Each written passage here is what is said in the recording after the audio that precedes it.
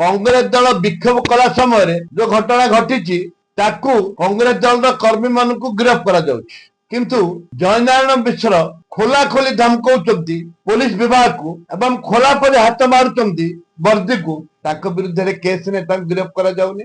दुर्भाग्य मोहन बाबू को अनुरोध करी डीजी संबलपुर जाइथिले अनुध्यान करथिले डीजी मिस्टर खोरना संबलपुर जाइथिले अनुध्यान करथिले से अनुध्यान रे कोन करचंती कोन नै हमें जानिबा आवश्यकता नै। आमर आवश्यकता रही जदि कांग्रेस दल पत्थर न मारी कांग्रेस दल विक्षोभ कला समय जो घटना घटी ताकू कांग्रेस दल कर्मी मान गिरफ्त करा किंतु जयनारायण मिश्र खोला खोली धमकाउछंती पुलिस विभाग को एवं खोला परी हाथ मारुछंती वर्दी को विरुद्ध केस ने गिरफ्त करा जाउनी। ये होची ओडिया अस्मिता।